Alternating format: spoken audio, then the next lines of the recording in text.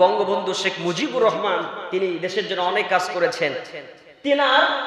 আমরা তার জন্য দোয়া করি, আল্লাহ তার ভালো কাজগুলো কবুল করে তাকে জান্নাতে দাখিল করে দেন, বলেন আমিন। তার জন্য মূর্তি বানানো হচ্ছে, তার জন্য ঢাকার বিভিন্ন জায়গায় এবং বাংলাদেশের বিভিন্ন জায়গায় মোড়ে মোড়ে মূর্তি আছে না নাই? যমুনা সেতু যখন পার করবেন কার মূর্তি পাওয়া যায়?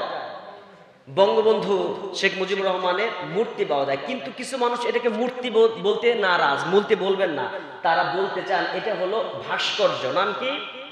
ভাস্কর্য। বঙ্গবন্ধু ভাস্কর্যের জন্য 26 লক্ষ টাকা এটাকে বাজেট করা হয়েছে, টাকা হয় নাই। একজন শিল্পী বাজেট দিয়েছে 16 লাখ থেকে 18 লাখ, সেই বাজেটটাকে 8 কোটি টাকা তৈরি করছে। জোরে কর নাউজুবিল্লাহ। একটা মূর্তি বানালে কয় কোটি টাকা লাগবে? এটা কোথাকার টাকা? এটা আমার 2 টাকা 1 টাকা করে কোটি টাকা হয়েছে, কথা কয় না কেন? এটা আমার টাকা না, আপনার টাকা না, এই টাকা দিয়ে মূর্তি বানানো হবে। এটা বাংলার তাওহীদি জনতা কখনো মেনে নেবে না, কথা বলেন ঠিক কিনা? এই কথা বলার কারণে যদি ঘাড় মটকাতে চায়, শিক্ষা উপমন্ত্রী নওফেলকে বলতে চায় সাবধান হয়ে যান, এখনো সুযোগ আছে। এই জায়গাতে আপনি ক্ষমা আছে, এই গণমানুষের সামনে উপস্থাপন করার কথাটা ভুল হয়েছে, কথাকে উইথড্র করে নিয়ে নেন, না হলে ঘাড় আপনার মটকাতে হবে না, আপনার ঘর এই বাংলাদেশের তাওহীদ জনতা মটকায় দেবে, কথা বলেন ঠিক কিনা? জোরে কথা বলেন ঠিক কিনা? আমরা এই মুহূর্তে, এই সিচুয়েশনে, এই পরিস্থিতিতে আমাদের কি করণীয়, কি বর্জনীয়, কিভাবে পথ চলতে হবে, সেই দিক নির্দেশনাই তো এখান থেকে দিতে হবে কোরআন এবং হাদিসের আলোকে, ঠিক না? তা না হলে কি হবে? হবে না। কোন দলীয় কথা নয়, দলমত নির্বিশেষে যে কথাটা বলতে চাই, আজকে আপনারা জেনেছেন ইব্রাহিম আলাইহিস সালাতু ওয়াস সালাম আমাদের জাতির পিতা। নাম কি? মিল্লাত আবিকুম ইব্রাহিম হুয়া সাম্মাকুমুল মুসলিমিন। ইব্রাহিম আলাইহিস সালাতু ওয়াস সালাম তার পিতা আজর যে মূর্তি বানিয়েছিল, নমরুদ যে মূর্তি বানিয়েছিল, আমাদের ইব্রাহিম আলাইহিস সালাতু ওয়াস সালাম নবী সেই মূর্তিগুলোর পূজা করেছিলেন না ভেঙেছিলেন? জোরে কথা বলেন। ইব্রাহিম নবী মূর্তি কি বানিয়েছেন না ভেঙেছেন? তাহলে আমাদের নবীর আদর্শ ভেঙেছেন। এবং রাসূল যখন কাবা ঘরে ঢুকলেন 360টা মূর্তি ছিল। জাল হক ওয়া যাহাকাল বাতিল ইন্নাল বাতিলা কানা যাহুকা। সত্য যখন আসছে অন্ধকার, সত্য যখন আসবে মিথ্যা কি আর থাকতে পারবে? আলো যখন আসে আধার আর থাকতে পারবে না। এই সময় রাসূল সাল্লাল্লাহু আলাইহি ওয়াসাল্লাম তলোয়ার নিলেন, মূর্তিকে আঘাত করলেন, একটা একটা করে 360টা মূর্তি ভেঙে ফেললেন কে? বিশ্বনবী জনাবে মুহাম্মদ রাসূলুল্লাহ সাল্লাল্লাহু আলাইহি ওয়াসাল্লাম। কাবা ঘরের মূর্তিগুলো সব ভাঙলেন। আমার নবী পৃথিবীতে মূর্তি ভাঙলেন, আমাদের জাতির পিতা ইব্রাহিম মূর্তি ভাঙলেন।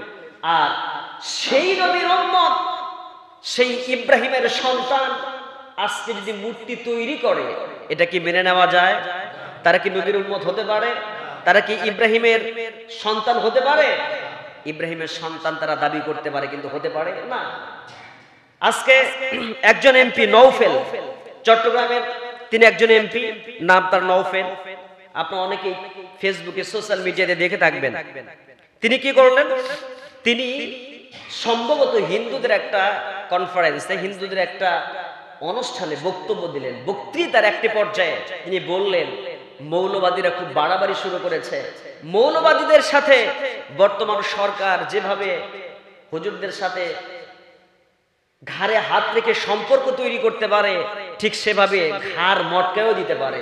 আমরা প্রয়োজন হলে মৌলবাদীদের, হুজুরদের ঘাড় মটকায়ও দিতে পারি। কত বড় স্পর্ধা দেখিয়েছে।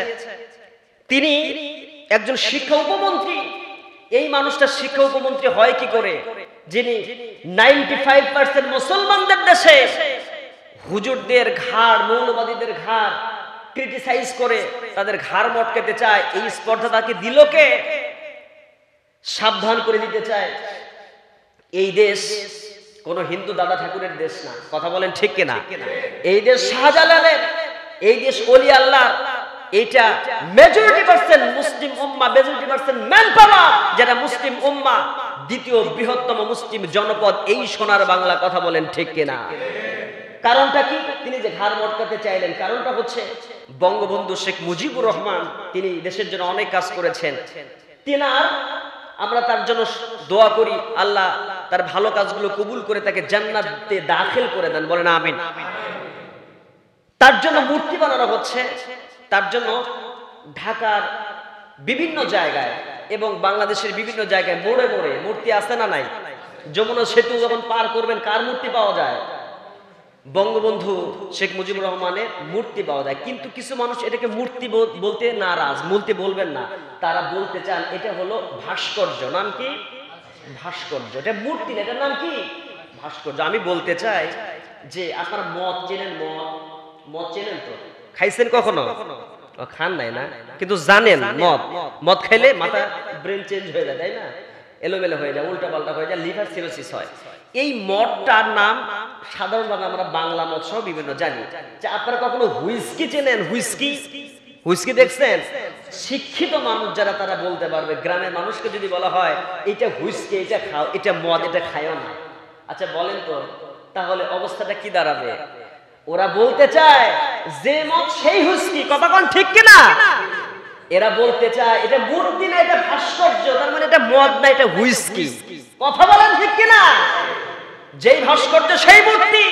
বঙ্গবন্ধুর নামে আপনি মিনার বানান, বঙ্গবন্ধুর নামে প্রতিটা জেলায় জেলায় মসজিদ বানান, তাহলে এই মসজিদ তার স্মরণে বানালে পরে সওয়াব আছে না নাই? কবরে সওয়াব যাবে কি যাবে না? আর আপনি তার জন্য বিশাল বড় মূর্তি বানাবেন, কোটি কোটি টাকা খরচ করে। একটা মূর্তির জন্য, একটা ভাস্কর্যের জন্য, বঙ্গবন্ধু ভাস্কর্যের জন্য 26 লক্ষ টাকা এটাকে বাজেট করা হয়েছে। টাকা হয় নাই। একজন শিল্পী বাজেট দিয়েছে 16 লাখ থেকে 18 লাখ। সেই বাজেটটাকে 8 কোটি টাকা তৈরি করছে। জোরে কর নাউজুবিল্লাহ। একটা মূর্তি বানালে কয় কোটি টাকা লাগবে? এটা কোথাকার টাকা? এটা আমার 2 টাকা 1 টাকা করে কোটি টাকা হয়েছে। কথা কয় না কেন? এটা আমার টাকা না, আপনার টাকা না। এই টাকা দিয়ে মূর্তি বানানো হবে, এটা বাংলার তাওহীদি জনতা কখনো মেনে নেবে না। কথা বলেন ঠিক কিনা? এই কথা বলার কারণে যদি ঘাড় মটকাতে চায়, শিক্ষা উপমন্ত্রী নওফেলকে বলতে চায় সাবধান হয়ে যান, এখনো সুযোগ আছে। এই জায়গাতে আপনি ক্ষমা আছে, এই গণমানুষের সামনে উপস্থাপন করার কথাটা ভুল হয়েছে, কথাকে উইথড্র করে নিয়ে নেন, না হলে ঘাড়